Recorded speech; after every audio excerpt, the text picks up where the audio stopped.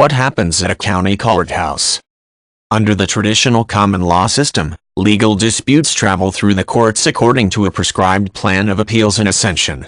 Lawsuits must be brought in a local court, sometimes called a county court, first. The county courthouse or local courthouse is the building where lawsuits are filed for the first time, and where the majority of disputes are settled or resolved. A county courthouse serves a variety of important functions, from creating original case files for a variety of disputes to providing meeting places for attorneys and clients and housing courtrooms and judicial chambers where decisions are written and released. The common law system was created in England, and remains the governing legal scheme for all of the United Kingdom. Most of the time, the term county court refers to an English or Irish local level court.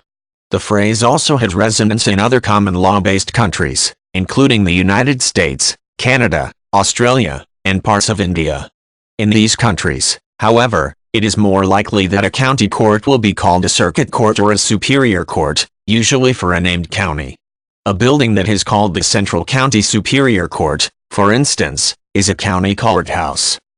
County courts are plentiful, typically with at least one in each city or town. The most significant thing that happens in the courthouse is the resolution of disputes at trial. A lot more than legal argument happens in a county courthouse, however. As a body, the county court system functions as the first level of courtroom access. Residents who have disputes with each other or with businesses or companies must start by bringing their dispute to a county courthouse in the locality where at least one of the parties resides. This begins by filing a complaint with the county clerk. The clerk receives the complaint, assigns it a docket number, and refers it to a judge. Most county courthouses have several judges who hear cases.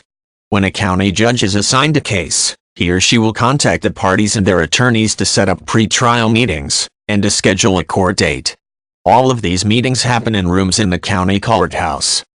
Different jurisdictions have different rules regarding what sorts of matters can be tried in a county courthouse. Some county courts have traffic and small claims divisions for handling more minor matters. Depending on the location and the facilities available, the courts may be able to handle both criminal and civil litigation.